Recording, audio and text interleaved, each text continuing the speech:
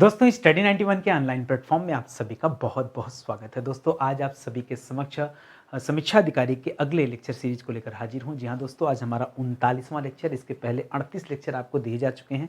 39वें lecture में हम आगे की चर्चा करने चल रहे हैं। ध्यान दीजिएगा, यहाँ पर प्री और मेंस दोनों के सवालों को कवर किया गया, इसलिए सेशन बहुत ही इंपॉर्टेंट है और एक साथ 15 विषय पर चर्चा की जा रही है, इसलिए और भी ज्यादा मजा आएगा। और यहाँ पर साफ साफ लिखा है दोस्तों कि अति संभावित प्रश्नों पर चर्चा होगी। तो प्रीवियस ईयर पेपर के साथ साथ हम लोग जो भी अति संभावित प्रश्न बन सकते हैं आयोग के द्वारा, उन पर भी हम लोग चर्चा करेंगे। 1 मिनट के लिए दोस्तों आप खाली क्लास में बने रहिए। जब ये स्टार्ट होगा क्लास, 1-2 मिनट खाली क्लास देखिए, आपको ऑटोमेटिक चीजें पसंद आने लगेगी, फिर आप आगे क्लास छोड़ के जाने के बारे में विचार ही नहीं कर पाओगे। तो चलिए स्टार्ट करते हैं पढ़ना।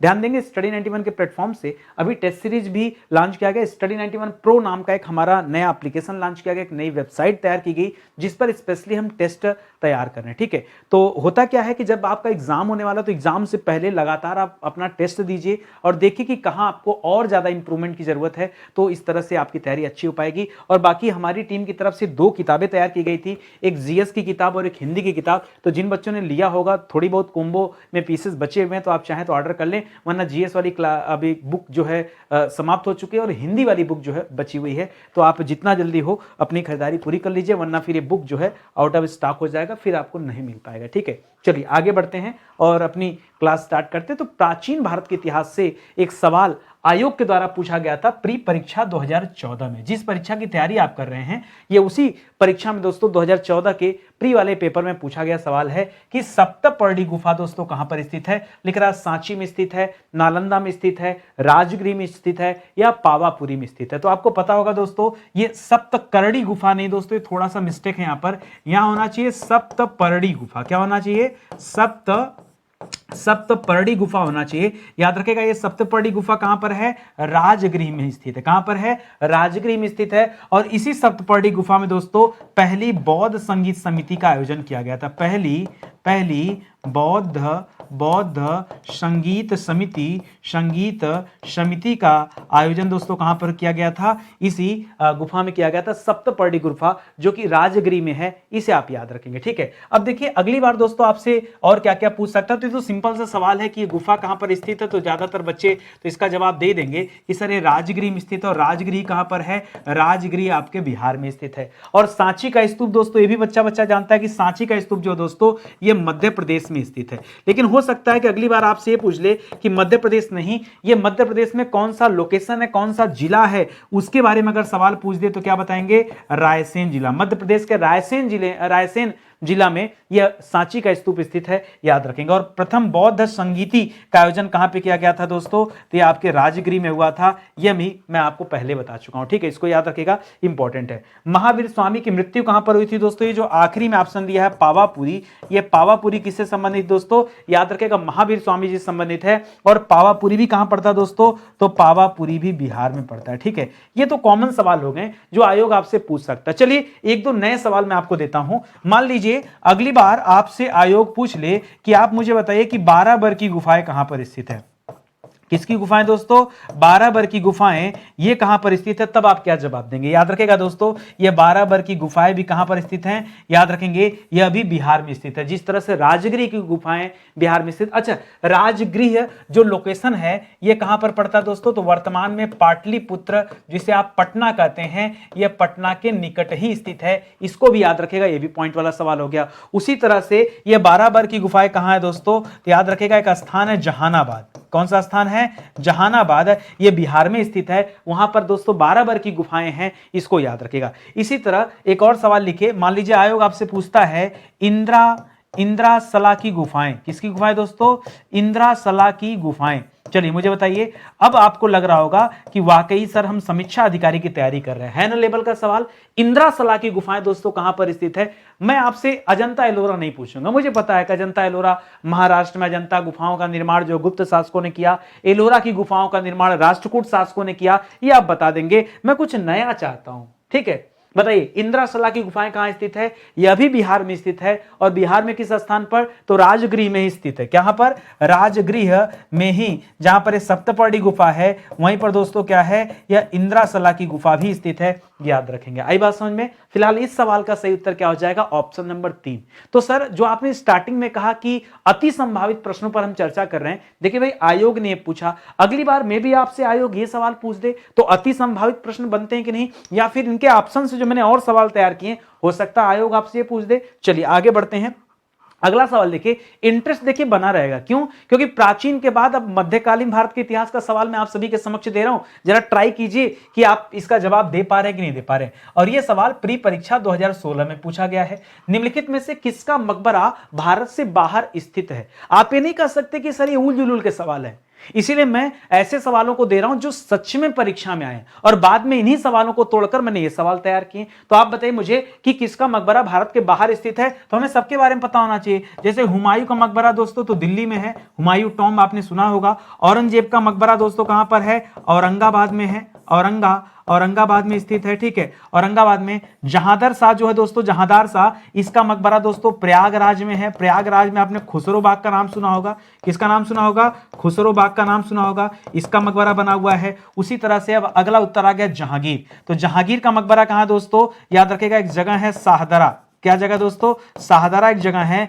रावी नदी के तट पर, ठीक है। कहां पर दोस्तों? लाहौर में। कहां पर दोस्तों? लाहौर के निकट, याद रखेंगे, वहां पर दोस्तों ये जहांगीर का मकबरा बना हुआ है, ठीक है। इसको आप याद रखेंगे, ठीक है। इसी तरह से परीक्षा में आ जाता दोस्तों बाबर का मकबरा, ठीक है। बाबर का मकबरा, तो देखिए बाबर का मकबरा शुरू में जो है आगरा में था, ठीक है। लेकिन बाद में जब बाबर की आत्मकथा पढ़ी गई तो पता चला बाबर चाहता था कि उसकी कब्र कहां बने दोस्तों? अफगानिस्तान में बनाई जाए। कहां पर? अफगानिस्तान में बनाई जाए। तो वापस से मकबरा खोदकर कहां शिफ्ट कर दिया गया? अफगानिस्तान में चला गया, वो याद रखेंगे। सबसे प्रसिद्ध शासक जो रहा दोस्तों वो अकबर रहा है, क्योंकि अकबर का पुत्र ही जहांगीर था। तो अकबर का मकबरा कहां पर है? याद रखेंगे सिकंदरा में, ठीक है। अकबर का मकबरा दोस्तों कहां पर है? अकबर का मकबरा कहां बना दोस्तों? सिकंदरा में बना हुआ, सिकंदरा में बना हुआ, ठीक है। और जहांगीर का जो पुत्र था शाहजहां, उसका नाम भी ले लेते हैं दोस्तों। शाहजहां का मकबरा दोस्तों कहां पर है? तो शाहजहां का मकबरा आगरा, जहां आगरा का ताजमहल है दोस्तों, ठीक है, जहां मुमताज महल का मकबरा है वहीं पर है, ठीक है। तो आपको मिला ना बढ़िया सा सवाल। चलिए बाकी मुझे लगता है तो आप जानते होंगे बीबी का मकबरा, याद रखेंगे बीबी का मकबरा है कहां पर है? यह भी औरंगाबाद में स्थित है, औरंगाबाद में स्थित है। और बीबी का मकबरा ये किसके नाम पर बना था दोस्तों? याद रखिएगा औरंगजेब की पत्नी थी, उसका नाम था रबिया दुर्रानी। क्या नाम था दोस्तों? रबिया दुर्रानी नाम था। रबिया दुर्रानी की याद में बीबी का मकबरा बनाया था औरंगजेब ने, उसको याद रखिएगा। बाकी औरंगजेब का मकबरा मैंने आपको औरंगाबाद बता ही दिया है, औरंगाबाद। अब याद रखेगा दोस्तों औरंगाबाद का नाम दोस्तों बदल दिया गया और अब इसका नाम हो गया संभाजी नगर। क्या हो गया दोस्तों? संभाजी नगर कर दिया गया। औरंगाबाद को अब किस नाम से जानते हैं? संभाजी नगर के नाम से जानते हैं। और बाकी जहांदार शाह का मकबरा दोस्तों कहां पर है? तो याद रखेगा यह खुसरो बाग में है। और खुसरो बाग कहां स्थित है? याद रखेगा प्रयागराज, खुसरो बाग प्रयागराज। तो मुझे लगता है कि आप सेटिस्फाई होंगे मेरे इस जवाब से कि हां सर जो आपने कहा बिल्कुल सही है, ये अति संभावित प्रश्न है। हम लोगों ने कितने लोगों के मकबरा यहां पर डिस्कस किया। चलिए एक आयोग जैसा सवाल और पूछता हूं आपसे। ये जो अकबर का मकबरा दोस्तों सिकंदरा में बना था, इस सिकंदरा वाले मकबरे को ना एक ऐसा शासक था जिसको अकबर से बड़ी जो है जेलसी थी और उसने पूरा मकबरा ही खोद डाला, ठीक है। अकबर की हड्डियों को तितर बितर कर दिया, ठीक है। क्या आप मुझे उसका नाम बता सकते हैं? याद रखेगा दोस्तों उनका नाम था राजा राम। क्या नाम था दोस्तों? राजा राम। क्या नाम था? राजा राम ने क्या किया था दोस्तों? मकबरा तोड़ दिया था, ठीक है। मकबरा तोड़ दिया था और अकबर के मकबरे से उसकी हड्डियां जो है तितर बितर कर दी थी, ये आप याद रखेंगे, क्षतिग्रस्त कर दिया था। तो हो सकता है कि आयोग यहां से सवाल बना ले, है कि नहीं? अब देखिए कोई जानता तो है नहीं कि आयोग क्या पूछेगा, लेकिन हमें क्या करना है, आयोग ने जो सवाल पूछा उसी के नियर बाई दोस्तों घूमना है और नए नए तथ्यों का पता लगाना है, ठीक है। तब तो समझिए कि आपकी तैयारी बेहतर है। इसलिए मैं कह रहा हूं पीछे के वीडियोज अगर आपने नहीं देखे हैं तो एक बार जाके देख लीजिए, आपका बहुत कॉन्सेप्ट क्लियर हो जाएगा, ठीक है। चलिए आगे बढ़ते हैं। अगला सवाल देखिए मेंस 2016 में पूछा गया सवाल, और यह सवाल आपके मॉडर्न हिस्ट्री का है। मैंने आपसे कहा ना कि प्री और मेंस दोनों के सवालों को हम हल कर रहे हैं। तो समीक्षा अधिकारी की जब मेंस परीक्षा आप देंगे ना, तो उस परीक्षा में 2016 वाले पेपर में सवाल आया था कि निम्नलिखित में से कौन सैयद अहमद खान के साथ यूनाइटेड इंडियन पैट्रियाटिक एसोसिएशन की स्थापना किया था। देखिए ज्यादातर बच्चे जो सैयद अहमद खान की बात जानते हैं कि सैयद अहमद खान ने ठीक है, किसके स्थापना किया था? तो दो तीन चीजें आता है इनके नाम से जुड़ा हुआ। एक अलीगढ़ मुस्लिम यूनिवर्सिटी जो बाद में रखा गया, ठीक है, मुस्लिम यूनिवर्सिटी इसका नाम बाद में रखा गया। शुरुआत में जो इसका नाम था साइंटिफिक इंडिया सोसाइटी, ठीक है, सॉरी वो तो अलग किया था। इसके अलावा दोस्तों साइंटिफिक इंडिया सोसाइटी की स्थापना किया था साइंटिफिक इंडिया सोसाइटी। पूछे कभी परीक्षा में कि साइंटिफिक इंडिया सोसाइटी की स्थापना किसने किया है, तो क्या बताएंगे? सर सैयद अहमद खान ने किया है, ठीक है। बाकी दोस्तों वहां पर एक स्कूल की स्थापना भी किया था, ठीक है, इन्होंने। और बाकी अलीगढ़ मुस्लिम यूनिवर्सिटी जो दोस्तों उसकी स्थापना किया था। यूनाइटेड इंडियन पैट्रियाटिक एसोसिएशन की स्थापना भी सर सैयद अहमद खान ने किया है। लेकिन यहां पर दोस्तों इसके स्थापना में सहयोग दिया था किसने? राजा शिव प्रसाद सितारे हिंद ने। इनके नाम में दोस्तों ये सितारे हिंद की उपाधि लगी थी, ठीक है। जैसे कैसरे हिंद की उपाधि किसे दिया गया था, तो आप कभी पढ़े होंगे, अगर आपको याद हो तो याद कीजिए। कैसरे हिंद की उपाधि किसे दिया गया था? याद रखेंगे, महात्मा गांधी जी को दिया गया था। अंग्रेजों की तरफ से महात्मा गांधी जी को कौन सी उपाधि दिया गया था? कैसरे हिंद की उपाधि दिया गया था। उसी तरह से सितारे हिंद की उपाधि अंग्रेजों ने किसे दिया था? राजा शिवप्रसाद को दिया था, ठीक है। और ये कोई राजा नहीं थे, याद रखेगा। राजा जो है दोस्तों यह भी एक उपाधि थी। राजा भी क्या थी दोस्तों? यह भी एक उपाधि रही है। जिस तरह से आप पढ़ते हैं राजा राम मोहन राय, क्या पढ़ते हैं दोस्तों? आप एक सवाल पढ़ते हैं राजा राम मोहन राय, क्या पढ़ते हैं? राजा राम मोहन राय। राजा राम मोहन राय को राजा की उपाधि दोस्तों किसने दिया था? तो आप पढ़ते हैं कि अकबर द्वितीय ने दिया था। किसने दिया था? अकबर द्वितीय ने, जिसके पेंशन के सिलसिले में राजा राम मोहन राय कहां गए थे? इंग्लैंड गए थे, जहां पर उनका देहांत हो जाता है। उसी तरह से यहां शिव प्रसाद को राजा की उपाधि किसने दिया था? तो याद रखेंगे अंग्रेजों के द्वारा दिया गया था उपाधि। और सितारे हिंद की उपाधि इनको किसने दिया था? अंग्रेजों ने दिया था। किस कारण दिया था? ये सवाल पूछ दे तो क्या बताएंगे? इन्होंने 1857 की क्रांति में अंग्रेजों ब्रिटिश सेना के लिए दोस्तों बहुत सारा काम किया था, इसलिए दिया गया था। बाकी आपको याद आ रहा होगा कि सर हमने शिव प्रसाद सितारे हिंद के बारे में कुछ तो पढ़ा है, तो आपने पढ़ा दोस्तों बनारस अखबार। बनारस अखबार दोस्तों किसने निकाला था? बनारस अखबार के संपादक कौन थे दोस्तों? तो याद रखेंगे वो राजा शिव प्रसाद सितारे हिंद थे, इसीलिए आपको याद आ रहा है, ठीक है। ये बिल्कुल परफेक्ट आंसर है। ज्यादातर बच्चे इस सवाल का गलत जवाब देते हैं। लोग करते हैं मोहम्मद उल हसन करता है, कोई बच्चा अब्दुल अजीज करता है, वो सोचता है कि शायद मुस्लिम का दोस्तों कोई ना कोई कांटेक्ट होगा। इस तरह से दिमाग काम करता है परीक्षा में। लेकिन आप ये गलती मत कीजिएगा। कॉन्सेप्ट क्लियर हो गया ना? सवाल में आप नहीं दोबारा फंसेंगे ना? देखिए एक एक सवाल पर हमें इतना शोध कर लेना है ना। बच्चे कहते हैं सर आपकी क्लास में आने के बाद चीजें याद हो जाती हैं। क्यों याद हो जाती है? जब एक ही सवाल पे इतना रिसर्च करोगे तो याद तो हो ही जाएगी, है कि नहीं? चलिए आगे बढ़ते हैं। यूनाइटेड इंडिया पैट्रियाटिक एसोसिएशन की स्थापना, चलिए अभी तो आप जान गए कि इन दो लोगों ने किया, लेकिन अगला सवाल ये बन सकता है कि कब किया गया ये जो एसोसिएशन था दोस्तों, इसकी स्थापना कब हुआ? तो याद रखेंगे कांग्रेस की स्थापना के बाद 1888 ईस्वी में। कांग्रेस मैंने क्यों कहा दोस्तों? क्योंकि ज्यादातर बच्चों को पता होता है कि कांग्रेस की स्थापना कब हुआ था? सन 1885 ईस्वी में एलन ऑक्टेविलियन ह्यूम ने क्या किया था? कांग्रेस की स्थापना किया था। डब्ल्यू.सी. बनर्जी पहले अध्यक्ष थे, उस समय वायसराय डफरिन थे। ये सारी बातें पूछता है परीक्षा में, तो यहां 88 याद रखेंगे।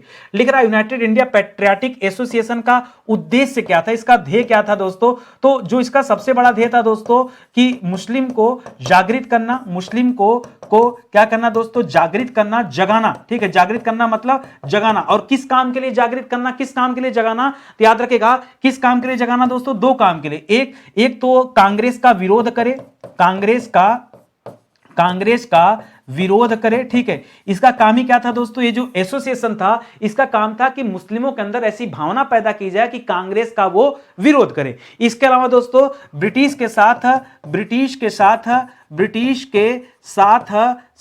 घनिष्ठ संबंध, ठीक है, अंग्रेजों के साथ घनिष्ठ संबंध स्थापित करे, ठीक है। ये दोस्तों इस जो है एसोसिएशन का उद्देश्य था। आप देख सकते हैं कि किस तरह का घिनौना काम है, हाँ? है कि नहीं? लेकिन चलिए अब सवाल है, चीजें हैं तो हमें पढ़ना ही पड़ेगा। तो ये मॉडर्न हिस्ट्री का सवाल है। इस तरह से जब आप चीजों को पढ़ेंगे तब जाके आप समझिएगा आप समीक्षा अधिकारी की तैयारी कर रहे हैं। अगला सवाल देखिए, भागने का मौका नहीं मिलेगा, ठीक है। इतना मजा, आप सोचेंगे कि इतिहास पढ़े, चलो चलते नहीं भूगोल पढ़ लेते हैं, ठीक है। इसके बाद लगेगा नहीं संविधान के सवाल देख लेते हैं, तो देखते चलिए, ज्यादा समय नहीं लगेगा, ठीक है। मेंस परीक्षा 2016 में दोस्तों ये भी सवाल पूछा गया, भारत के भूगोल से संबंधित सवाल है। इनमें से कौन सा दर्रा पश्चिमी घाट पर्वत श्रृंखला में नहीं है, ठीक है। पश्चिमी घाट पर्वत श्रृंखला में कौन सा नहीं है? तो थाल घाट, भोर घाट और पाल घाट तो है। खैबर दर्रा दोस्तों ने, ठीक है, खैबर दर्रा आपने सुना होगा, बोलन दर्रा आपने सुना होगा, खैबर दर्रा, बोलन दर्रा, ये दोस्तों सब दर्रे यहां के नहीं है। ये दर्रे दोस्तों पाकिस्तान और अफगानिस्तान के मध्य रास्ता दिए हैं, जिसके वजह से लोग भारत आ पाते हैं, ठीक है। सिकंदर वगैरह दोस्तों इसी दर्रे से भारत आया था, खैबर दर्रे से होकर सिकंदर जो है भारत आया था, याद रखेंगे। तो लिख रहा है पाकिस्तान और अफगानिस्तान के बीच कौन सा ऐतिहासिक दर्रा है? तो याद रखेगा ये खैबर दर्रा है। कौन सा दर्रा है? खैबर दर्रा है। और याद रखेगा जितने भी ज्यादातर जो विदेशी आक्रमणकारी थे वो किस रास्ते से भारत आए थे? तो इसी खैबर दर्रे से होकर के वो भारत आए थे, इसको याद रखेंगे। बाकी एक सवाल ये आता कि मुंबई को नासिक से जोड़ने वाला दोस्तों कौन सा दर्रा है जो मुंबई को नासिक से जोड़ता है? तो याद रखेगा यह थाल घाट दर्रा है। कौन सा दोस्तों? थाल घाट जो दर्रा है ये मुंबई को नासिक से जोड़ता है। उसी तरह मुंबई को पुणे से कौन जोड़ता है दोस्तों? तो याद रखेगा भोर घाट, ठीक है। कौन सा घाट दोस्तों? भोर घाट दर्रा जो है ये मुंबई को क्या करता है दोस्तों? पुणे से जोड़ता है। बाकी दोस्तों मणिपुर को म्यांमार से कौन जोड़ता है? तो याद रखेगा आपने नाम सुना होगा तुजू दर्रा के बारे में। किसके बारे में? तुजू दर्रा के नाम बारे में पढ़ा होगा। मणिपुर जिसकी राजधानी क्या है दोस्तों? इंफाल, ठीक है, उसको दोस्तों म्यांमार से जोड़ता है। म्यांमार की राजधानी प्योंगयांग है, ठीक है, इसको याद रखेगा। बाकी ये जो दर्रा आप पढ़ रहे हैं पाल घाट दर्रा, ठीक है, यह तमिलनाडु को केरल से जोड़ता है। किसे? तमिलनाडु को केरल से जोड़ता है, ठीक है। ये सारे सवाल आप याद रखेंगे। सवाल जो है इसी तरह से पूछे जाते हैं। आज आपसे पूछा, कल आपसे भोर घाट पूछ सकता है, थाल घाट पूछ सकता है। अच्छा सर याद कैसे किया जाए?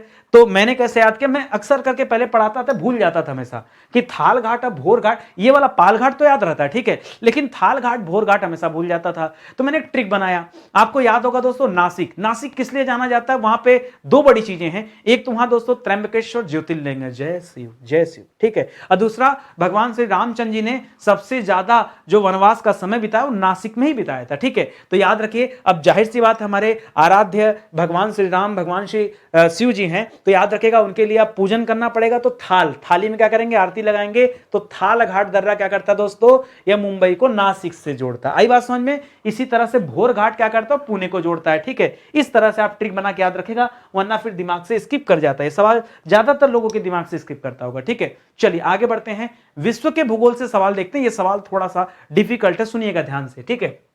प्री परीक्षा 2016 में पूछा गया सवाल है कि निम्नलिखित में से कौन सा एक सही है? एक ही सही है, इन चारों में से कोई एक सही है। लिख रहा है लॉरेन औद्योगिक प्रदेश ये इटली में है क्या? बिल्कुल गलत है, ठीक है। रूर औद्योगिक प्रदेश दोस्तों ये जर्मनी में, बिल्कुल सही है। ब्रिस्टल औद्योगिक प्रदेश ये फ्रांस में नहीं है। सैक्सोनी दोस्तों ये यूनाइटेड किंगडम नहीं। मुद्दा आता है कि सर अगर ये यहां पर नहीं है तो फिर है कहां पर? मुद्दा आता है ना, जैसे आपके मन में होगा कि चलो लॉरेन इटली में नहीं तो लॉरेन कहां पर है। पहले बात करते हैं कि इटली में उस कोई प्रसिद्ध स्थान बताइए जहां से सवाल बनता हो। तो परीक्षा में बार बार देता दोस्तों एक सवाल आता कि पो घाटी कहां पर है। क्या पूछता दोस्तों? पो घाटी कहां पर? और इटली की राजधानी कहां दोस्तों? तो रोम, याद रखें, ठीक है। तो यहां पर पूछता दोस्तों पो घाटी कहां है। ये एक सवाल बहुत आता है परीक्षा में, इसको याद रखेगा। उसी तरह जो फ्रांस पूछ रहा है ना, तो फ्रांस का संबंध किससे दोस्तों? याद रखेगा जो लॉरेन नाम का औद्योगिक प्रदेश दे रहा है, लॉरेन औद्योगिक प्रदेश लिख रहा है। ये लॉरेन औद्योगिक प्रदेश कहां स्थित है दोस्तों? ये आपके फ्रांस में स्थित है। लॉरेन कहां पर दोस्तों? ये फ्रांस में स्थित है। इंग्लैंड में क्या स्थित दोस्तों? तो इंग्लैंड में ये जो ब्रिस्टल दे रहा है दोस्तों, ब्रिस्टल, इसको याद रखेगा। और एक और याद रखेगा दोस्तों लंकाशायर, बहुत परीक्षा में आता है, ठीक है। लंकाशायर और ब्रिस्टल ये दोनों परीक्षा में आते हैं, इसको याद रखेगा। उसी तरह यूएसए का मतलब अमेरिका दे दिया, तो अमेरिका में क्या दोस्तों? याद रखेगा दक्षिणी न्यू इंग्लैंड, ठीक है, न्यू इंग्लैंड। अब न्यू इंग्लैंड ना बच्चा सोचता है शायद इंग्लैंड में होगा, ऐसे कंफ्यूजन होता है, लेकिन यहां याद रखेगा ये यूएसए में। इसी तरह दक्षिणी अपलेशियन का नाम सुना होगा, अपलेशियन, ठीक है, ये कहां पर स्थित दोस्तों? तो दक्षिणी अपलेशियन जो है यह भी आपके अमेरिका में स्थित है। चीन का कुछ ऐसा जो है आइटम बताइए जो परीक्षा में आता हो। तो यहां कैंटन पूछता है, कैंटन नाम का एक औद्योगिक प्रदेश है। कैंटन औद्योगिक प्रदेश जो दोस्तों औद्योगिक प्रदेश है, याद रखेगा ये कहां पर दोस्तों? ये आपके दिल्ली में स्थित है, सॉरी चीन में स्थित है, दिल्ली बोल रहा हूं, ठीक है। और याद रखेगा जो जर्मनी दे रहा दोस्तों, ये जो सैक्सोनी दिया है ना, कौन सा? सैक्सोनी जो दिया दोस्तों, सैक्सोनी औद्योगिक प्रदेश यहां दे रहा है ना, ये कहां पर है? जर्मनी में स्थित है। बाकी जर्मनी में रूर औद्योगिक प्रदेश भी आप याद रखेगा। तो ये सारे सवाल परीक्षा में आते हैं, इसको बहुत ध्यान से पढ़िए और अच्छे से याद कर लीजिए, ठीक है। तो ये दोस्तों सवाल रहा आपके विश्व के भूगोल से। अगला सवाल दोस्तों जनसंख्या नगरीकरण का सवाल है। वो चैप्टर जो जनरली हम लोग पढ़ते नहीं, हमेशा दिमाग में होता है कि लास्ट टाइम पढ़ेंगे, पता नहीं वो लास्ट टाइम कब आता है। ठीक है, सुनिएगा ध्यान से, यह मेंस परीक्षा 2014 में पूछा गया सवाल है कि भारतीय सामाजिक संरचना के मुख्य लक्षण हैं। ठीक है, भारत की जो सामाजिक संरचना है इसका मुख्य लक्षण क्या है। ठीक है, तो लिखा है ग्रामों में अधिक जनसंख्या। आज भी दोस्तों भारत की ज्यादातर जनसंख्या गांव में निवास करती है। आप तो जानते हैं ना, भारत को हम क्या कहते हैं, भारत को हम कृषि प्रधान देश कहते हैं। अभी भी भारत क्या दोस्तों, अभी भी भारत कृषि प्रधान देश है। और कृषि प्रधान देश है इसका मतलब क्या दोस्तों कि ज्यादातर जो जनसंख्या है, ज्यादातर जो जनसंख्या है दोस्तों वो कहां निवास करती, ग्राम में निवास करती, गांव में निवास करती, तभी तो यह कृषि प्रधान देश कहा जाता है। तो यानी पॉइंट 1 दोस्तों बिल्कुल सही है। विभिन्न धर्मों के लोग, विभिन्न जाति के लोग, विभिन्न भाषा एवं बोलियों वाले लोग दोस्तों भारत में रहते हैं, तभी तो हम कहते हैं दोस्तों कि हमारे यहां विविधता देखने को मिलती है। हर तरह की विविधताएं हैं, चाहे धर्म की बात कर लें, चाहे जाति की बात कर लें। देखिए धर्म, अगर हिंदू की बात करें तो हिंदुओं में भी तमाम जातियां हैं, उन जातियों में कई सारी छोटी छोटी जातियां हैं। ठीक है, तो ये विविधताएं हैं, उसके बाद भी हम एक हैं। हम कहते हैं, हम गर्व से कहते हैं कि हम भारतीय हैं। ठीक है, भले विविधताएं तमाम हो लेकिन हम हैं क्या हैं, भारतीय हैं, याद रखेगा। तो विभिन्न जातियां भी है। निर्धनता दोस्तों यह इसका कोई लक्षण नहीं। ठीक है, निर्धनता, भाई कोई जरूरी नहीं कि गांव के लोग निर्धन ही होते हैं, ऐसा तो है नहीं, गांव में भी अमीर लोग होते हैं। तो याद रखेगा निर्धनता यहां गलत हो जाएगा। बाकी 1 2 3 दोस्तों ये क्या हो जाएगा, ये आपका बिल्कुल सही जवाब हो जाएगा। ठीक है, तो अगर 4 लक्षण आपसे पूछे जाए तो आप क्या कहेंगे दोस्तों, तो याद रखेगा गांव में अधिक जनसंख्या, गांव में अधिक जनसंख्या। ठीक है, अब बच्चा सोचेगा सर यहां तो 3 ही सही है, आपने 4 लिख दिया। अरे बना लेते हैं भाई। ठीक है, विभिन्न धर्म, विभिन्न जातियां, विभिन्न धर्म, विभिन्न जातियां, विभिन्न भाषाएं एवं बोलियां, है कि नहीं, कुछ भी बना सकते इस तरह से, विभिन्न भाषाएं एवं बोलियां। ठीक है, इन सब के बावजूद भी क्या दोस्तों, हम सभी एक हैं। तो ये दोस्तों लक्षण है, भारतीय सामाजिक संरचना का क्या है, यह लक्षण है, इसको भी याद रखेगा। अब सवाल आते हैं परीक्षा में ऐसे। ठीक है, तो आपको पढ़ना पड़ेगा डिटेल में। आगे बढ़िए दोस्तों, अगला सवाल भारतीय राज्य व्यवस्था से संबंधित सवाल है। आइए देखते हैं क्या सवाल दे रहा है। प्री परीक्षा 2016 में पूछा गया सवाल है कि निम्नलिखित में से कौन भारतीय संविधान के अनुसार सुमेलित नहीं है, कौन ठीक से मैच नहीं कर रहा दोस्तों, वो बताना है। तो पंचायतों के बारे में दोस्तों भाग 9 में बताया गया, बिल्कुल सही है। नगर पालिकाओं के बारे में दोस्तों भाग 9 क में बाद में जोड़ा गया था 9 क को, यह भी सही है। सहकारी समितियों के लिए भाग 9 ख जोड़ा गया था, 9B जोड़ा गया था, यह भी सही है। अधिकरण के बारे में दोस्तों जो लिख रहा है भाग 10, ये बिल्कुल गलत लिख रहा है दोस्तों। अधिकरण के बारे में कहां बताया गया, याद रखेंगे, अधिकरण के बारे में भाग 14 में बताया गया। कहां बताया गया, भाग 14 में दोस्तों किसके बारे में बताया गया है, अधिकरण के बारे में बताया गया। ठीक है, यही तो आप पढ़ते हैं, अधिकरण के बारे में कहां पढ़ते हैं, भाग 14 में पढ़ते हैं। ठीक है, और भी 14 में भी दोस्तों अगर पूछ दे तो 14A जरूर आप याद रखेंगे। ठीक है, पंचायतों के बारे में पूछे तो क्या बताएंगे दोस्तों, भाग 9 बताइएगा। नगर पालिकाओं के बारे में पूछे तो भाग 9A बताइएगा। सहकारी समितियों के बारे में पूछे तो 9B बताइएगा। अनुसूचित जाति एवं जनजातीय क्षेत्र के बारे में पूछे तो जो यहां भाग 10 दे रहा था वो किससे संबंधित है, वह संबंधित है दोस्तों, भाग 10 जो है यह अनुसूचित एवं जनजातीय क्षेत्रों से संबंधित है। और अधिकरण का मतलब दोस्तों प्रशासनिक अधिकरण से, किससे दोस्तों, प्रशासनिक अधिकरण से है। और इसका संबंध किससे दोस्तों, तो याद रखेगा भाग 14 से, किससे दोस्तों, भाग 14 से इसका संबंध है, इसको आप याद रखेंगे। वो भी 14 में क्या, 14A से संबंधित है, भी याद रखेगा। ठीक है, इसमें दोस्तों खास करके केवल 2 अनुच्छेद हमें मिलते हैं।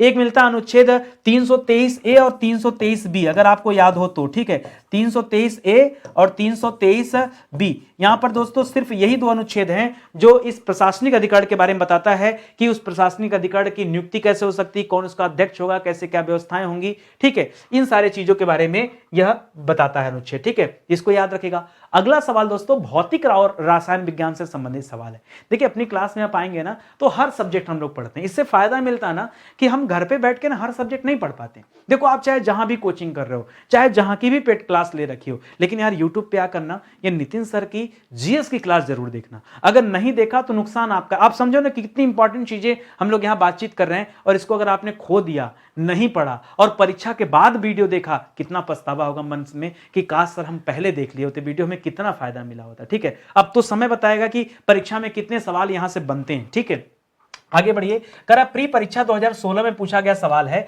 कि निम्नलिखित में से किसका उपयोग दिया सलाई के निर्माण में किया जाता है। किसके निर्माण में दोस्तों?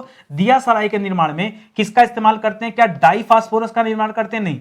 काला फास्फोरस का नहीं दोस्तों। अगर आपने माचिस की तीली देखा होगा, माचिस की तीली देखा होगा, तो उसके आगे दोस्तों आपने क्या देखा होगा? रेड वाला पॉइंट देखा होगा ना। तो यहां क्या होता है दोस्तों? ये लाल फास्फोरस होता है। क्या होता है दोस्तों? यह लाल फास्फोरस होता है, ना कि सिंदूरी फास्फोरस और ना ही काला फास्फोरस। ठीक है, इसी लाल फास्फोरस को और ज्यादा टेंपरेचर पे ले जाते हैं तब काला फास्फोरस बनता है। ठीक है, तो इसको याद रखिएगा, यहां लाल फास्फोरस करिएगा, इसका उपयोग दिया सलाई उद्योग में किया जाता है। बाकी अगर पूछे परीक्षा में कि पटाखा बनाने में दोस्तों किसका इस्तेमाल करते हैं, तो पटाखा बनाने में याद रखिएगा सफेद फास्फोरस का इस्तेमाल करते हैं। किसका? सफेद फास्फोरस। परीक्षा में आ जाए ना तो बच्चे पता क्या करेंगे? बच्चे सोचेंगे लगता है कि पटाखा की बात करें तो काला फास्फोरस कर देते हैं। जो एक्स्ट्रा दिमाग काम करता है हमारा वो मैं बता रहा हूं, लेकिन याद रखेगा सफेद फास्फोरस। पटाखा बनाने में या पटाखा उद्योग में किस फास्फोरस का यूज करते हैं? सफेद फास्फोरस का। करा लाल फास्फोरस को अधिक तापमान पर गर्म करने पर क्या मिलता है दोस्तों? तो अभी थोड़ी देर पहले मैंने आपको बताया कि जब ज्यादा टेंपरेचर पर ले जाएंगे तो यहां पर क्या बनता है? यहां पर काला फास्फोरस बनता है। करा फास्फोरस, अच्छा कुछ दोस्तों थोड़ी बहुत मात्रा में फास्फोरस की जरूरत हमारे शरीर में भी पड़ती है, और ये हमारे शरीर में जो फास्फोरस होता है क्या काम करता है? तो मांसपेशियों के संकुचन से इसका संबंध है। किससे संबंध दोस्तों? मांसपेशियों के पेशियों के संकुचन से। जी हां दोस्तों, किससे दोस्तों? संकुचन से इसका संबंध है, याद रखेंगे। ठीक है, अच्छा अगर हमको फास्फोरस की मात्रा चाहिए, ठीक है, शरीर में, तो क्या यूज करना पड़ेगा दोस्तों? तो सबसे बढ़िया जो फास्फोरस के माध्यम है उसमें दूध आता है। ठीक है, अब आप कहेंगे सर दूध के लिए तो हमने पढ़ा था एमिनो एसिड है। हाँ वो है, लेकिन उसके साथ साथ दोस्तों फास्फोरस भी मिलता है, याद रखेगा। इसके अलावा दोस्तों अगर नॉनवेज की बात करेंगे तो मीट वगैरह में है। दोस्तों एक त्योहार आता है जब ये दीपावली आती है, ठीक है, तो दीपावली में हमारे यहाँ कहा जाता है भैया सूरन खाना चाहिए। सूरन, सूरन दोस्तों एक सब्जी होती है, ठीक है, ज्यादातर लोगों को पसंद नहीं होती है, लेकिन ये सूरन, तो अभी कुछ दिन पहले की बात है, तो हमें तो सूरन अच्छा लगता है, तो कोई ऐसे गेस्ट आया था, तो अब उसी दिन खास करके सूरन बन गया और उनको सूरन नहीं पसंद था। अब पिताजी जो है लगे उनको समझाने कि देखिए सूरन खाया क्यों जाता है, तो पहले बताया गया कि भाई ये दिवाली में निश्चित रूप से बनना चाहिए, भारत में सभी के घर में बनता है या ज्यादातर लोगों के घर में ये सूरन की सब्जी बनती है। उसके पीछे एक धार्मिक कारण जोड़ दिया गया कि अगर आपके घर में सूरन की सब्जी नहीं बनेगी तो अगले जन्म में छछूंदर पैदा होगी। ठीक है, एक्चुअली जो धार्मिक कारण बनाए गए ना, इसके पीछे कोई ना कोई वैज्ञानिक कारण रहा है। हर जगह हम पीपल के वृक्ष की पूजा करते हैं, उसके पीछे वैज्ञानिक कारण है कि पीपल जो है सबसे ज्यादा मात्रा में और सबसे ज्यादा समय तक दोस्तों ऑक्सीजन देता है, इसलिए दोस्तों हम क्या करते हैं, उसकी पूजा करते हैं। तो जो कुछ भी धार्मिक कारण अगर आप उसके पीछे जाएंगे तो आपको निश्चित रूप से कोई ना कोई वैज्ञानिक कारण जरूर मिलेगा। और इसके पीछे वैज्ञानिक कारण क्या था कि अगर साल में एक दिन भी आपने सूरन की सब्जी खा ली तो पर्याप्त मात्रा में शरीर को फास्फोरस मिल जाता है, जो कि जरूरी होता है। और आप कहेंगे कि मान लीजिए सर हम फास्फोरस नहीं लेना चाहते हैं, नहीं रहता शरीर में, तो क्या होगा? तो याद रखेगा फास्फोरस की कमी से क्या दिक्कत होती है यह समझिएगा। अगर फास्फोरस की कमी होती है तो हड्डियां कमजोर हो जाती। क्या हो जाती दोस्तों? हड्डियां क्या हो जाती दोस्तों? हड्डियां कमजोर हो जाती। सर ये हड्डियां कमजोर होने वाली बात तो हम लोगों ने रिकेट्स में पढ़ा था। क्या पढ़ा था? रिकेट्स पढ़ा था। ठीक है, रिकेट्स जो हड्डियां टेढ़ी हो जाती हैं, कमजोर हो जाती हैं, वो भी याद रखेगा। ऑस्टियोपोरोसिस नाम सुना होगा, वो सारी जो चीजें होती हैं फास्फोरस की कमी से भी होती हैं, इसको भी याद रखेगा। अधिक मात्रा में फास्फोरस कम हो गया शरीर में तो ये सारी बातें हैं। सर बस करिए ना, अगले क्वेश्चन पे चलते हैं। क्या एक ही पे मतलब अपना ये पुराण बांचना शुरू कर दिए? नहीं यार, जरूरी है। ठीक है, जब हम इस तरह से पढ़ेंगे तब कॉन्सेप्ट क्लियर होगा और सच में तब लगता है कि नहीं हम कुछ पढ़ा रहे हैं। ठीक है, देखिए मेरी क्लास में क्या है ना, कोई पढ़ना चाहे ना पढ़ना चाहे, अपना काम है अच्छा पढ़ाना। हम पलट के भी नहीं देखते कि मेरा वीडियो व्यूज कितना गया। मुझे पता आने वाले समय में ये सारे वीडियो वायरल होने। ठीक है, तो अपनी मेहनत में कमी क्यों लाना? मुझे नहीं करना है कमी, मैं मस्त होकर पढ़ाता रहूंगा। वीडियो को जब चलना होगा, भगवान को जब अच्छा लगेगा नहीं इस आदमी ने अच्छा काम किया, अपने आप वीडियो वायरल हो जाएगा। ठीक है, तो मैं हमेशा ऊपर वाले विश्वास करता हूँ, नीचे वालों पे नहीं। ठीक है, आप पे करता हूँ भाई, नीचे वाले मतलब आप पे नहीं करता हूँ। तो जीव विज्ञान से संबंधित सवाल है, प्री परीक्षा 2016 में आया हुआ सवाल है कि गोल्डन चावल का प्रचुरतम स्रोत क्या है। देखिए सारे सवाल परीक्षा में पूछे गए हैं। ठीक है, तो ध्यान दीजिएगा, यहां गोल्डन चावल की जब बात आती है तो याद रखें हमेशा विटामिन ए का नाम याद रखें। ठीक है, अच्छा एक चीज और दोस्तों, कभी कभी रासायनिक नाम पूछ लेता है। क्या पूछ लेता है? कभी कभी रासायनिक नाम पूछ लेता है, ठीक है, कि विटामिन ए का जैसे रासायनिक नाम क्या है, तो कितने बच्चों को पता है? याद रखेगा विटामिन ए का जो रासायनिक नाम है वो है रेटिनॉल, ठीक है। उसी तरह से विटामिन बी जिसमें कोबाल्ट पाया जाता है, कोबाल्ट को के लिए दोस्तों विटामिन बी12 होता है, याद रखेगा, ठीक है। वैसे बी को बी कॉम्प्लेक्स कहते हैं क्योंकि इसमें बहुत सारे हैं, विटामिन बी1 है, बी2 है, बी3 है, बी5 है, बी6 है, बी12 है, इसलिए बी कॉम्प्लेक्स नाम दिया जाता है, ठीक है। फिलहाल इसको कहते हैं साइनोकोबैलामीन। क्या कहते हैं दोस्तों? साइनोकोबैलामीन, ठीक है, साइनोकोबैलामीन के नाम से जानते हैं। उसी तरह से सी को एस्कॉर्बिक एसिड कहते हैं। क्या कहते हैं दोस्तों? एस्कॉर्बिक एसिड कहते हैं, ठीक है। और डी को क्या कहते हैं दोस्तों? डी को क्या कहते हैं भाई? डी को देखिए, डी के लिए कौन नाम है दोस्तों? सनसाइन विटामिन इसे कहा जाता है। क्या कहा जाता है? Sunshine vitamin. सनसाइन विटामिन क्यों कहा जाता है? क्योंकि सबसे ज्यादा विटामिन डी जो है दोस्तों वो प्रचुर स्रोत क्या है दोस्तों? सूर्य का प्रकाश। सूर्य के प्रकाश में सबसे ज्यादा दोस्तों विटामिन डी पाया जाता है, इसलिए इसे सनसाइन कहा जाता है। बाकी अगर ऐसे देखेंगे रासायनिक नाम तो इसको कहते हैं दोस्तों कैल्सीफेराल। क्या कहते हैं दोस्तों? कैल्सीफेराल कहते हैं, ये आप याद रखेंगे। आइए मुद्दे की बात करते हैं। गोल्डन चावल को बनाया जाता है तो गोल्डन चावल दोस्तों याद रखेगा ये आनुवंशिक मेथड से पैदा किया जाता है, यानी आप इसे नाम दे सकते हैं, आनुवंशिक नहीं, जेनेटिक इंजीनियरिंग बोल सकते हैं, जेनेटिक इंजीनियरिंग द्वारा, ठीक है। ये कैसे पैदा किया जाता है? जेनेटिक इंजीनियरिंग द्वारा दोस्तों गोल्डन चावल बनाया जाता है। हमारे देश में तो चावल थे, गोल्डन चावल तो नहीं, ठीक है। गोल्डन राइस का दोस्तों जनक किसे कहा जाता है? बहुत बढ़िया सवाल दिया है और डीप में जो बच्चा पढ़ा होगा वही बता सकता है। तो याद रखेगा, शॉर्टकट नाम याद रखेगा, प्रोफेसर पीटर। सर वो स्पाइडरमैन वाला पीटर, उसी को याद कर लो भाई। ये पीटर का याद रखेगा, पूरा नाम था पीटर बेयर। क्या नाम था दोस्तों? Peter Bayer. और ये अकेले नहीं थे, इनके साथ एक लोग और थे, इंगो पोट्रिकस। क्या नाम था दोस्तों? इंगो पोट्रिकस, ठीक है। ये दो लोग थे दोस्तों जिन्हें गोल्डन राइस का जनक कहा जाता है। अगला सवाल, गोल्डन राइस का जो रंग होता है दोस्तों पीला क्यों होता है? इसके पीछे कारण बताना कि पीले रंग का ये चावल क्यों होता है। क्योंकि इसमें पाया जाता है बीटा कैरोटीन। क्या पाया जाता है? बीटा, ऐसे नहीं लिखना चाहिए हमें वैसे, बीटा कैरोटीन हमेशा जब आप देखेंगे एग्जाम में तो ऐसे लिखा हुआ मिलेगा, ऐसे बीटा कैरोटीन की उपस्थिति के कारण इसका रंग क्या होता है दोस्तों? पीला होता है, ठीक है। अच्छा, दूध का सफेद रंग, उसका कारण क्या दोस्तों? सफेद रंग किसका दोस्तों? जो दूध का रंग सफेद होता है उसमें केसिन नामक प्रोटीन पाया जाता है। क्या पाया जाता है?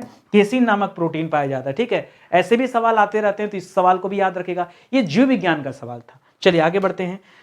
ध्यान देंगे, स्टडी 91 के प्लेटफॉर्म पर आप सभी के लिए दोस्तों ये सुबह के 10 बजे सामान्य अध्ययन की क्लास दी जा रही है, हाँ ठीक है। और जब कभी आप लेट आइए, आपको ना पता हो तो आप प्लेलिस्ट में जाके चेक कर लीजिए, वहां क्लासेस मिल जाएंगी। बाकी हिंदी की क्लास भी दी गई, ठीक है। ज्यादातर बच्चे ही जानते हैं कि नितिन सर केवल हिंदी पढ़ाते हैं। जो बच्चा रेगुलर पढ़ता होगा उसे समझ में आ रहा होगा नहीं सर हिंदी नहीं, हमको सब सब्जेक्ट पढ़ना है। देखिए मैं आपकी तरह रहता हूं, जैसे आपको हर एक सब्जेक्ट पढ़ना ना, उसी तरह से मैं भी अपने आप को सोचता हूं कि मुझे भी सारा सब्जेक्ट जो है पढ़ना है, ये पढ़ाना है, दिमाग में ही मेरे बना रहता है, ठीक है। बाकी हमारे पास पेड कोर्स भी अवेलेबल है, आप चाहे तो पेड कोर्स भी ज्वाइन कर सकते हैं। और टेस्ट सीरीज तो आपको जबरदस्ती ज्वाइन कराऊंगा मैं, क्योंकि बहुत जरूरी है। जब तक टेस्ट सीरीज नहीं ज्वाइन करेंगे आपको कभी भी नहीं पता चलेगा कि कौन सा पॉइंट हमारा कमजोर है, कहां कितनी मेहनत की जरूरत है। भैया एग्जाम से पहले टेस्ट सीरीज ले लो, बहुत जरूरी है, ठीक है।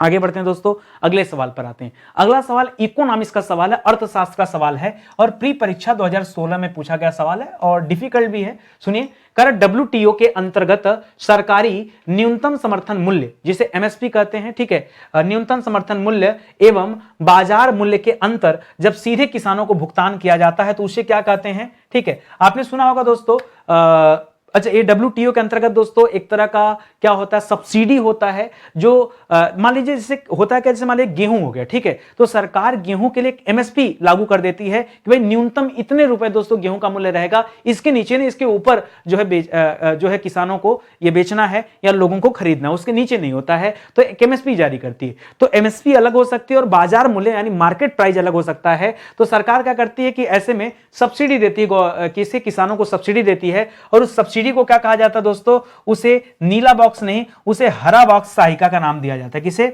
हरा बॉक्स सहायिका का नाम दिया जाता है। यह पीला गुलाबी नहीं होता है, इसमें 2-3 कलर होते हैं। आइए उसके बारे में डिस्कस करते हैं। सवाल आता है कि डब्ल्यूटीओ यानी जो वर्ल्ड ट्रेड ऑर्गेनाइजेशन है, ठीक है, उसकी बात करें, बताइए डब्ल्यूटीओ क्या है? एक बार कमेंट करके आप मुझे बताइए डब्ल्यूटीओ क्या है, ठीक है। डब्ल्यूटीओ द्वारा सब्सिडी के रूप में पहचाना गया, किसे पहचाना गया दोस्तों? तो 3 चीजें पहचानी गई है, या तो ग्रीन बॉक्स होता है, सुनिएगा ध्यान से, या क्या होता है, ग्रीन बॉक्स होता है, या फिर एम्बर बॉक्स होता है। क्या होता है दोस्तों? एम्बर, याद रखेंगे आप सभी, गलती मत कीजिएगा, अभी मैं एक एक को डिस्क्राइब भी कर दूंगा कि क्या ग्रीन है क्या एम्बर बॉक्स है, ठीक है। और तीसरा होता है दोस्तों रेड बॉक्स, तीसरा होता है रेड बॉक्स, ठीक है। एक चीज मुझसे गलती हुआ, ठीक है, यहां मैंने क्या किया, हरा नहीं, यहां हरा मत करिएगा दोस्तों, यहां नीला करिएगा, ठीक है। क्या करेंगे, यहां नीला बॉक्स सहायिका करिएगा, क्योंकि जो एमएसपी के बारे में संबंधित है, एमएसपी से जो संबंधित है, नीला बॉक्स सहायिका है, याद रखेंगे। आइए मैं एक एक चीजें बताता हूं। लिख रहा है ऐसी सब्सिडी जो व्यापार में बाधा उत्पन्न न करे, यानी जिसे देने से व्यापार में कोई बाधा नहीं आती है, उसे कहते हैं ग्रीन सब्सिडी। क्या कहते हैं, ग्रीन। ग्रीन सब्सिडी को ही नाम क्या दिया गया दोस्तों, ग्रीन बॉक्स कहा गया। क्या कहा गया, ग्रीन बॉक्स। करा जिस सब्सिडी को जारी रखने की अनुमति नहीं है, यानी डेंजर है, इसीलिए उसे क्या कहा गया दोस्तों, उसे रेड सब्सिडी कहा गया। क्या कहा गया, रेड सब्सिडी कहा गया, ठीक है, रेड सब्सिडी या फिर रेड बॉक्स वाले को, ठीक है। तो इसको याद रखिएगा। इसी तरह से दोस्तों जो आप सोच रहे हैं कि सर एम्बर क्या होता है, एम्बर, एम्बर, क्योंकि यहां पे देखिए ग्रीन और रेड तो आप समझ गए। अब एम्बर बॉक्स क्या होता है दोस्तों, तो एम्बर बॉक्स में याद रखेगा, एम्बर बॉक्स में खास करके हरा और नीला सहायिका बॉक्स आता है, यानी हरा और नीला, इसमें दो चीजें आती हैं। अब ये क्या है, तो लिख रहा हरा नीला के अलावा इसमें नहीं, एम्बर में हरा नीला के अलावा सभी आते हैं, हरा नीला के अलावा सभी सब्सिडी आते हैं, सभी सब्सिडी आते हैं। हरा नीला को छोड़ करके सभी सब्सिडी कहां आते हैं दोस्तों, इस एम्बर बॉक्स में आते हैं, इसको याद रखेगा, ठीक है। और ये जो जो एमएसपी से संबंधित है वो नीला सहायिका बॉक्स है, इसको भी याद रखेगा। तो ये अपने आप में दोस्तों लेबल का सवाल है, थोड़ा डिटेल में जाके आपको पढ़ना पड़ेगा, तब जाके इस पर कॉन्सेप्ट क्लियर होगा। अगला सवाल देखिए, पर्यावरण से संबंधित सवाल दे रहा है और प्री परीक्षा 2016 में पूछा गया सवाल है कि निम्नलिखित नगरों में से किसमें Indian institute of ecology and environment स्थित है। क्या स्थित है, Indian institute of ecology and environment, ठीक है। पर्यावरण पारिस्थिति से संबंधित जो इंस्टीट्यूट है दोस्तों कहां पर है, तो याद रखेगा नई दिल्ली में स्थित है। तिरुवनंतपुरम केरल गलत जवाब है, कोलकाता भी गलत जवाब है और जोधपुर भी गलत जवाब है। हाँ, जोधपुर कब जवाब देते हैं, जब पिछली क्लास में मैंने आपको बताया था शुष्क वन अनुसंधान संस्थान, ये कहां पर स्थित दोस्तों, तो याद रखेगा यह आपके जोधपुर में स्थित है, ठीक है। इसी तरह से राष्ट्रीय ग्रामीण संस्थान कहां पर स्थित दोस्तों, तो राष्ट्रीय ग्रामीण संस्थान ये आपके हैदराबाद में स्थित है। कहां पर है, राष्ट्रीय ग्रामीण संस्थान। बहुत अच्छा सवाल है, बच्चे सोच भी नहीं पाते हैं, याद रखेगा। बाकी वन अनुसंधान संस्थान कहां पर स्थित है दोस्तों, ये आपके देहरादून में स्थित है। देहरादून कहां दोस्तों, ये आपके उत्तराखंड में स्थित है, ठीक है, इसको याद रखेगा। काष्ठ विज्ञान एवं प्रौद्योगिकी संस्थान कहां स्थित है, ये आपके बेंगलुरु में स्थित है। कहां स्थित है, बेंगलोर में, ठीक है, बेंगलोर में स्थित है। कौन सा, काष्ठ विज्ञान एवं प्रौद्योगिकी संस्थान, ठीक है। अच्छा पूछे अगर पारिस्थितिकी विज्ञान केंद्र कहां स्थित है, सुनिएगा ध्यान से, पारिस्थितिकी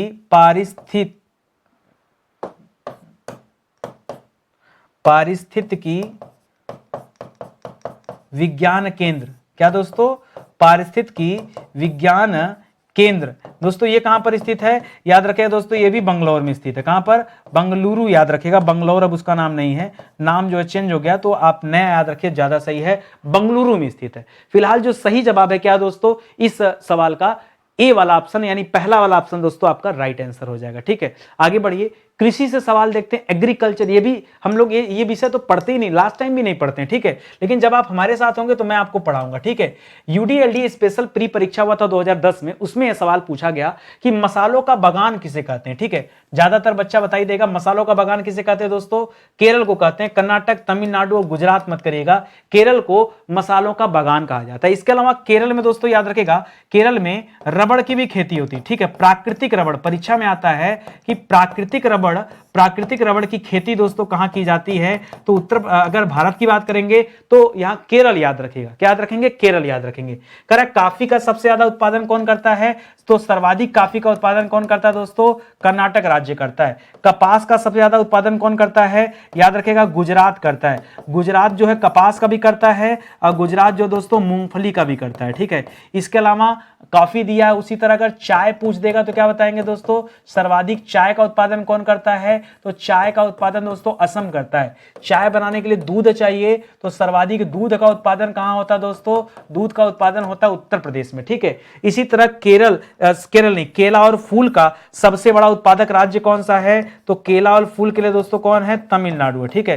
केला और फूल का सबसे बड़ा उत्पादक राज्य कौन है, तमिलनाडु है, इसको भी याद रखेंगे। महाराष्ट्र दिमाग में चल रहा था क्या, मत कीजिएगा, गलत जवाब है। अगला सवाल, यूपी स्पेशल का सवाल है। इसके पहले साइंस टेक का सवाल हम लोग करते थे, लेकिन साइंस टेक के सारे सवाल मैंने आपको करा दिए। तो यूपी स्पेशल का 2 सवाल हम लोग किया जाता है। मेंस परीक्षा 2017 में पूछा गया सवाल है, यूपी स्पेशल का सवाल है, ध्यान से पढ़ना और जवाब देना।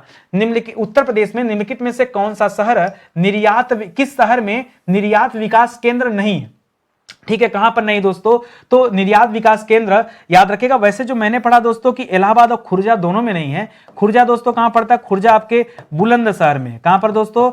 खुर्जा कहां पर स्थित है? यह बुलंदशहर में स्थित है और यह मिट्टी के बर्तनों के लिए जाना जाता है। ठीक है, मिट्टी के बर्तनों के लिए जाना जाता है। वैसे सेरेमिक बर्तन होते हैं, याद रखेंगे, उसके लिए जाना जाता है। लेकिन इलाहाबाद में तो दोस्तों निर्यात विकास केंद्र नहीं, यहां पर नया बन रहा है, इसलिए आप इसे याद रखेंगे। अच्छा, एक चीज और याद रखेगा, अगर पूछ दे दोस्तों कितने जिलों में निर्यात विकास केंद्र है, तो वर्तमान में केवल 6 जिले ऐसे हैं जहां निर्यात विकास केंद्र है। जिसमें कौन कौन आता है? तो आइए नोट करते हैं। सबसे पहले लिखेगा दोस्तों वाराणसी आता है।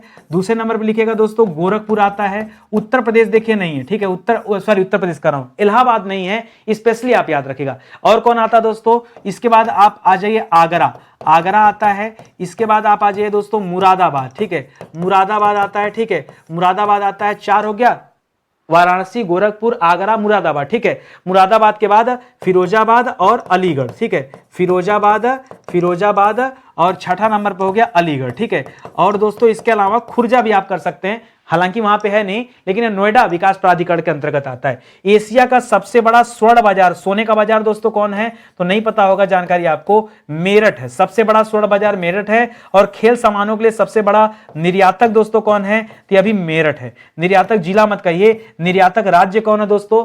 हाँ, कह सकते हैं जिला, ठीक है, कह सकते हैं जिला भी। ठीक है, तो अगर राज्य वाइज देखेंगे तो उत्तर प्रदेश में मेरठ जो दोस्तों ये सबसे बड़ा जिला है जो खेल के सामानों का भी निर्यात करता है। हालांकि खेल के सामान के लिए दोस्तों वाराणसी भी काफी फेमस है, उसको भी याद रखेंगे। अगला सवाल यूपी स्पेशल का, ये सवाल भी मेंस परीक्षा 2017 में पूछा गया सवाल है कि उत्तर प्रदेश के लोकायुक्त की पदाधारण अवधि कितनी है, यह बताना है। अच्छा, मैं ये जो 2017 दिखा रहा है, हालांकि अलग चीज है, लेकिन याद रखिएगा आयोग ने कहा 8 वर्ष। कितना बताया? 8 वर्ष।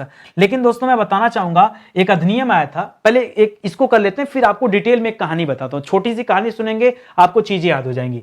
पहली बात आती है कि लोकायुक्त की नियुक्ति कौन करता है, क्योंकि लोकायुक्त का मामला दोस्तों राज्य से संबंधित होता है, इसलिए दोस्तों इसकी नियुक्ति कौन करता है? राज्यपाल करता है। तो पहली बात तो आप याद रखेगा। ठीक है, दूसरी बात, लोकायुक्त का पद कैसा पद होता है? तो याद रखेगा वैधानिक पद है, कानूनी जरूर है, लेकिन दोस्तों ये संवैधानिक मत करेगा। ठीक है, मतलब हमारे संविधान में इस पद का उल्लेख नहीं है, इसके लिए अलग से अधिनियम बनाया गया है, इसलिए इसे वैधानिक कहेंगे। उत्तर प्रदेश का लोकायुक्त अधिनियम दोस्तों कब पारित हुआ था? तो जो उत्तर प्रदेश का पुराना वाला लोकायुक्त अधिनियम था वो पारित हुआ था दोस्तों 1975 ईस्वी में। ठीक है, इसको याद रखेगा, 1975 ईस्वी में। अब एक चीज और याद रखेगा, 2018 में पहली बार दोस्तों संशोधन किया गया। कब किया गया? 2018 में संशोधन किया गया और जो लोकायुक्त का पद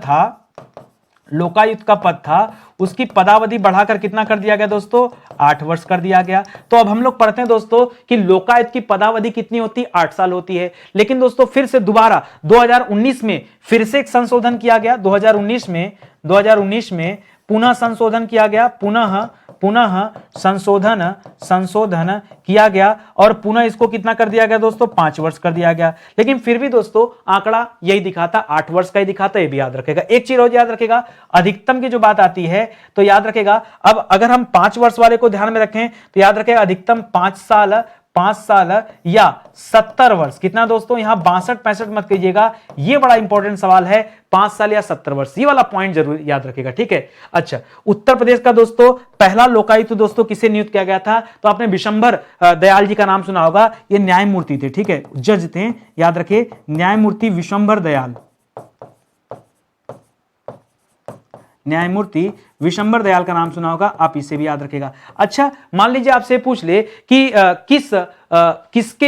किस आयोग के कहने पर दोस्तों इस लोकायुक्त की स्थापना किया गया था, तब क्या बताएंगे? इस लोकायुक्त की बात दोस्तों अगर आयोग के बारे में पूछ ले तो याद रखेगा दोस्तों, जब आयोग के बारे में पूछे तो आप बताइएगा प्रशासनिक सुधार आयोग। क्या बताएंगे? प्रशासनिक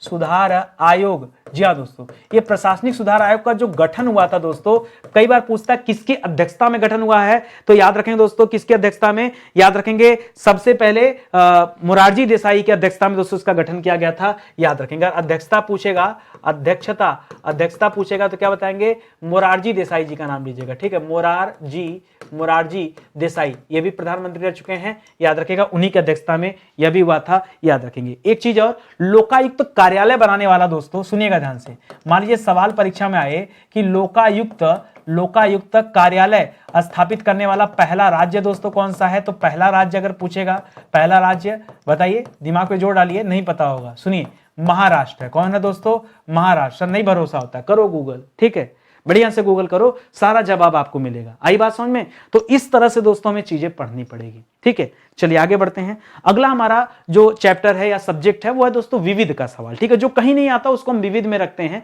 तो सुनिएगा ध्यान से, मेंस परीक्षा 2016 में यह सवाल भी पूछा गया है कि प्रथम खेलो इंडिया विश्वविद्यालय खेल का आयोजन दोस्तों कहां पे हुआ था, ये आपको बताना, ठीक है। तो याद रखेगा पहला वाला जो हुआ था दोस्तों वो भुवनेश्वर में हुआ था, और भुवनेश्वर कहां दोस्तों, याद रखेंगे उड़ीसा में। कहां पर दोस्तों, पहला जो हुआ था वो उड़ीसा में हुआ था, इसको याद रखेंगे, ठीक है। यहां क्या पूछ रहा है, खेलो इंडिया यूनिवर्सिटी गेम्स किसके द्वारा आयोजित किया जाता है, तो युवा एवं खेल मंत्रालय, ठीक है, युवा एवं खेल मंत्रालय जो दोस्तों यह इसको आयोजित करता है, ये मंत्रालय, ठीक है, इसको याद रखेगा। पहला खेलो इंडिया यूथ गेम्स, देखिए यहां पर यूनिवर्सिटी गेम दे रहा है और यहां पर यूथ गेम दे रहा है, तो अगर यूथ गेम अलग है यूनिवर्सिटी गेम अलग है, तो पहला ये जो हुआ था ये हुआ था दोस्तों वर्ष 2018 में, और पहला हुआ था दोस्तों नई दिल्ली में। कहां हुआ था दोस्तों, नई दिल्ली में। और उसी तरह से जो आज हमें यूनिवर्सिटी गेम्स पूछा है ये कब हुआ था दोस्तों, तो यूनिवर्सिटी गेम्स वाला हुआ था दोस्तों वर्ष 2020 में। इसी तरह दोस्तों आप याद रखेगा 2021 में हुआ दोस्तों, याद रखेगा सेकंड नंबर का होता है,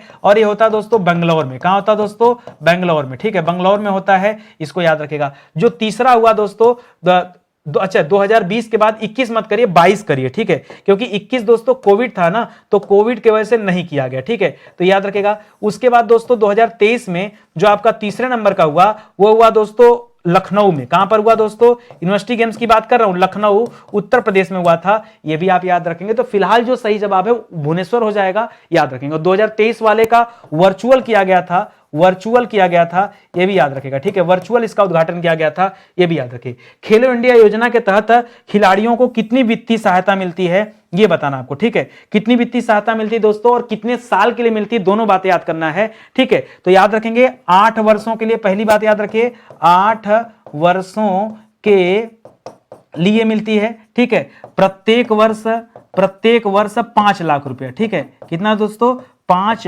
लाख रुपए मिलते हैं, यानी कुल मिला के 8 पचे 40 लाख, ठीक है भाई, 8 साल तक मिलेगा और 5-5 लाख मिलेगा, तो 40 लाख रुपए दोस्तों दिया जाता है खेलो इंडिया योजना के तहत खिलाड़ियों को दिया जाता है हर साल। भाई प्रैक्टिस ज्यादा करेंगे तभी तो देश के लिए मेडल लेकर आएंगे, तो इसीलिए दोस्तों ये सहायता दिया जा रहा है, इसको भी याद रखेंगे। तो इस तरह से दोस्तों आज का सेशन समाप्त होता है, और मैं बताना चाहूंगा दोस्तों स्टडी 91 की तरफ से दोस्तों ये जो 2 किताबें लॉन्च की गई थी, मैंने कहा कि अब ये सिंगल किताब नहीं दोस्तों, ये पूरी तरह से सोल्ड आउट है, ठीक है, और मुझे लगता है कि बस एक इक्का दुक्का जो भी है उसी वजह से चल रहा, वरना फिर ये बंद है। और ये आप कोम्बो वाला ले सकते, कोम्बो में अभी भी किताब अवेलेबल है, वो भी ज्यादा नहीं दोस्तों, बहुत कम अवेलेबल है। बाकी यहां पर एक स्क्रीन पर दोस्तों आपको अपनी हिंदी नजर आ रही होगी, तो 634 पेज की ये एकदम मोटी किताब है, ठीक है।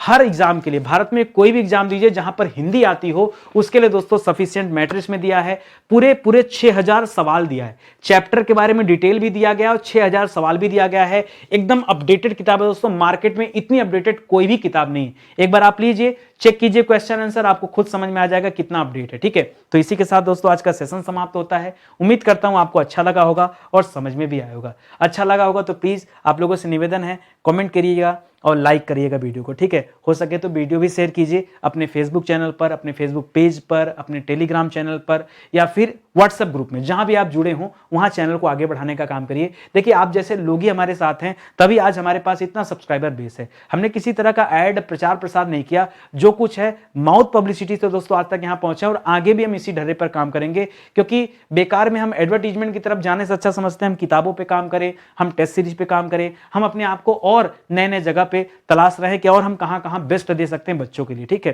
तो इस तरह से आप हमारा सहयोग दीजिए, साथ दीजिए, ठीक है। चलिए मिलते हैं दोस्तों अगले लेक्चर में, तब तक के लिए बहुत बहुत धन्यवाद आपका। याद रखें जिन बच्चों ने चैनल को सब्सक्राइब नहीं किया है सब्सक्राइब कर लीजिए, तभी आपके पास नोटिफिकेशन जाएगा और आपको पता चल पाएगा कब कौन सी क्लास दी जाती है, अन्यथा जानकारी नहीं मिलेगी। ठीक है, सेशन समाप्त होता है, मिलते हैं अगले लेक्चर में, तब तक के लिए बहुत बहुत धन्यवाद आपका। जय हिंद, जय Bharat, thank you so much.